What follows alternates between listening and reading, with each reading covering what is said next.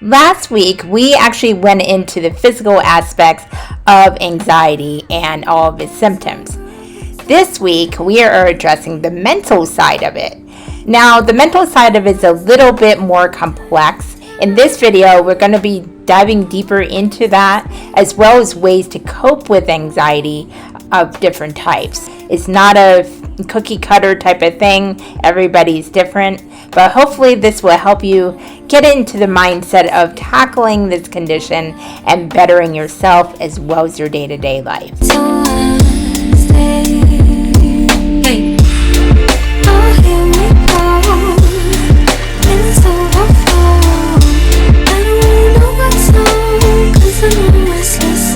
Hello everyone, this is Jenny Yetto from the Pixie Post, and I'm back with the newest episode for the Empowerment Through Anxiety mini-series.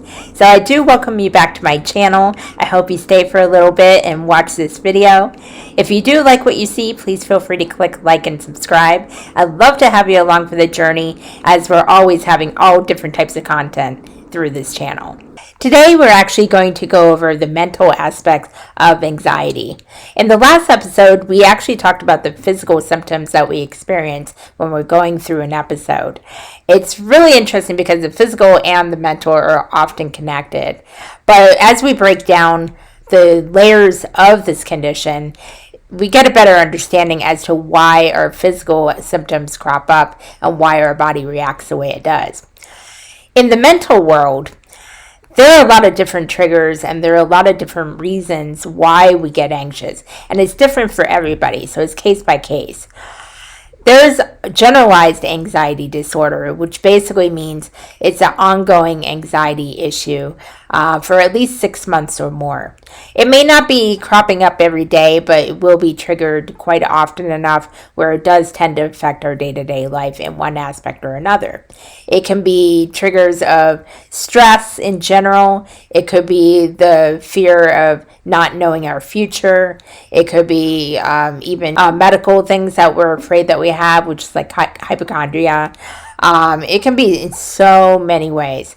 And when we tend to overthink and we tend to over stress about things, our mind is like a lizard brain. It goes out of control. And it's very ironic because today I've been going through some of those symptoms.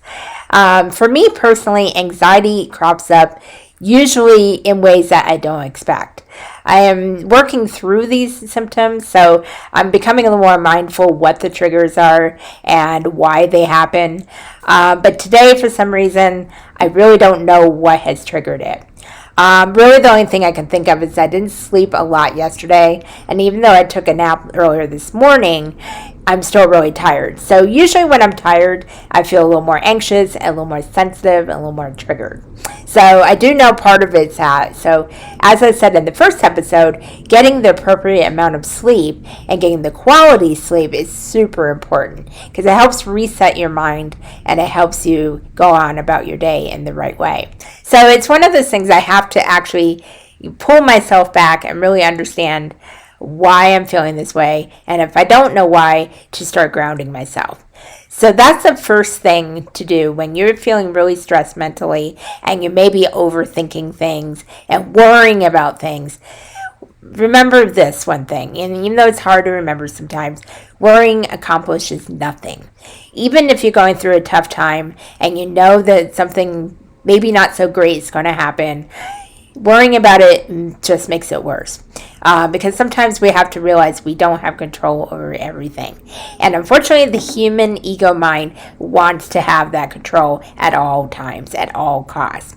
And this partly does cause some people's anxiety. And it's actually a kind of an interesting phenomenon because when we do let go of that have to control mentality, things flow so much easier and the good things do start manifesting themselves to our lives, and then we don't feel as much anxiety or as much stress. So it's really kind of a conundrum when you really think about it, and the sooner we are able to let go of what we can't control, the less we'll feel that anxious feeling. Another thing I've been doing is actually grounding myself. Now, I've touched on this in a few other videos in the past, but there's different ways to do this. Some people like to walk barefoot on the grass and feel the land underneath their feet. It grounds them because they can feel that concrete, solid feeling and know that they are on stable ground. Sometimes it's also connecting with nature. That makes a huge difference because it's kind of like that movie Avatar. We're all connected in one way or another.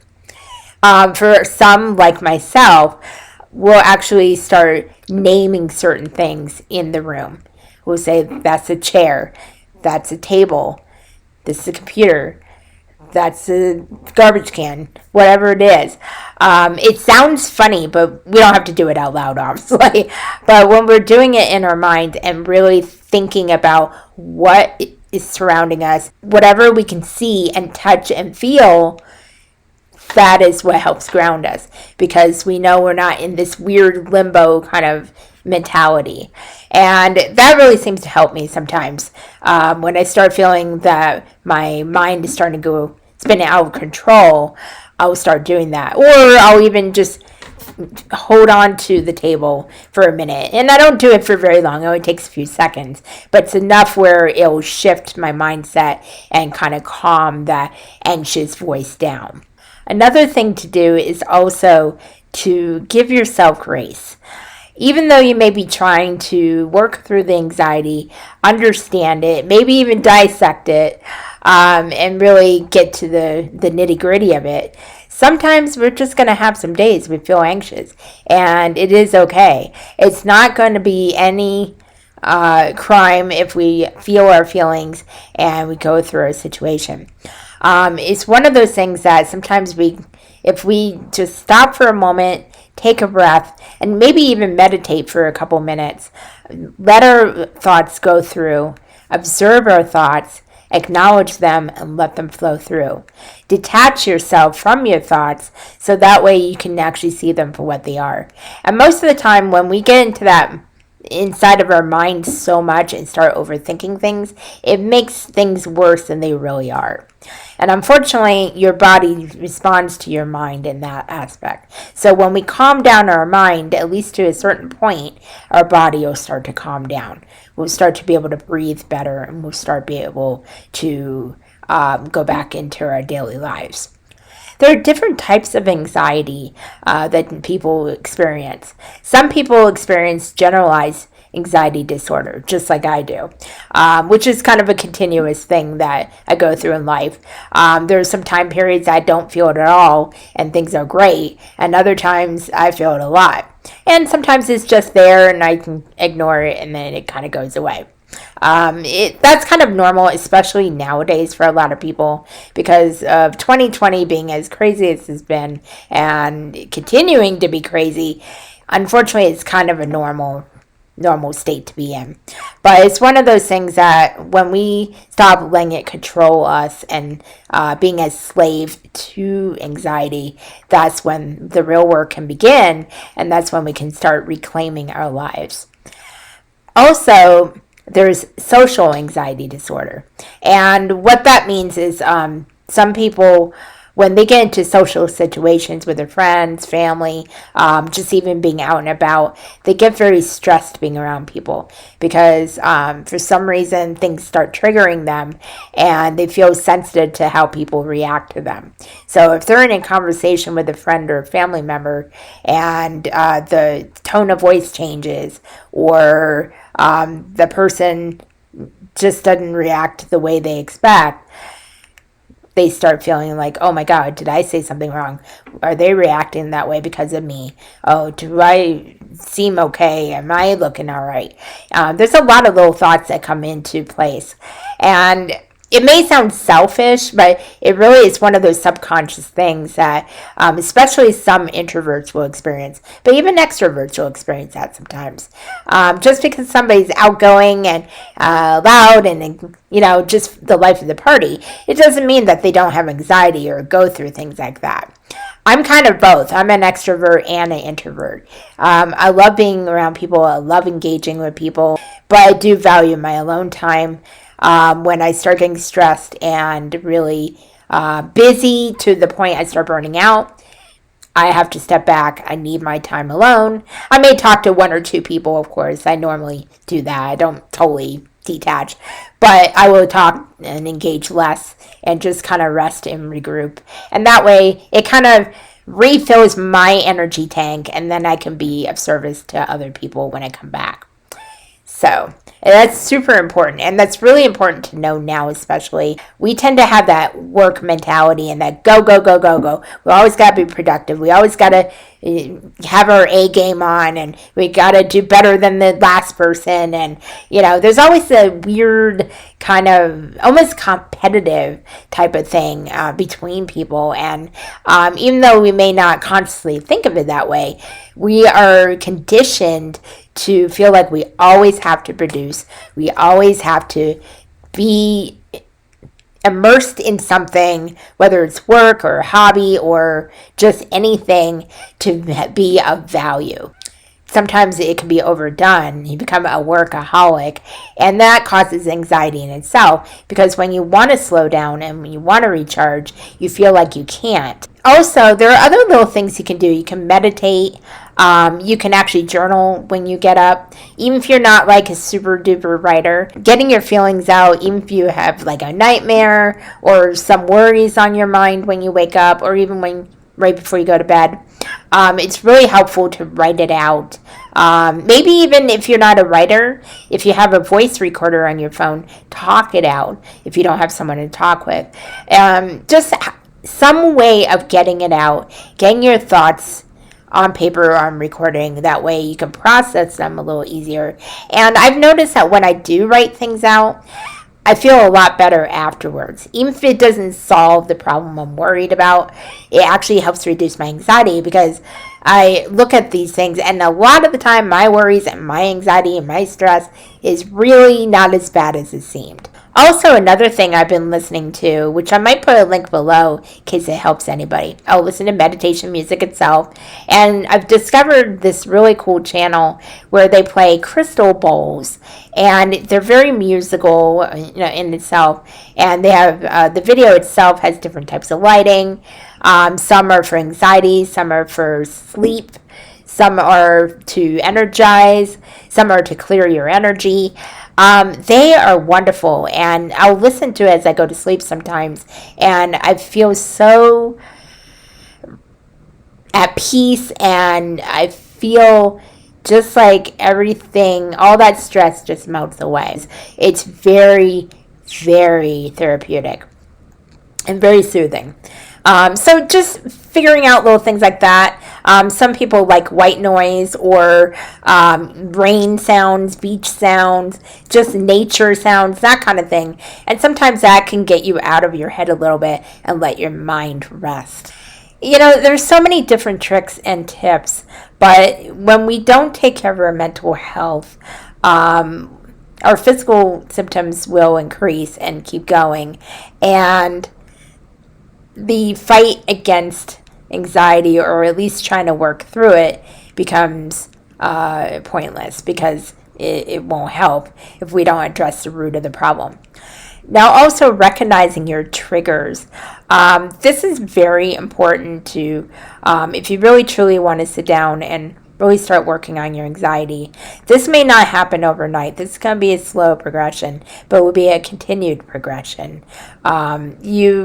Once you start doing the work on yourself and start realizing, okay, what triggers me? Can I avoid that trigger? Does it serve me? If it's something you can't avoid or something that you need to face, the sooner you do that, the better. So venting is good. My best friend and I vent to each other, and I'm telling you, he is a godsend for me because he helps me so much. So that way I'm not reacting in a way that that might hurt somebody's feelings or somebody else, or even hurt me. So I think it's really important to have someone to talk with that will really be open to talking to you, really opening to listening. It really makes a difference. And they don't have to be next door. They can be, across the world like mine is.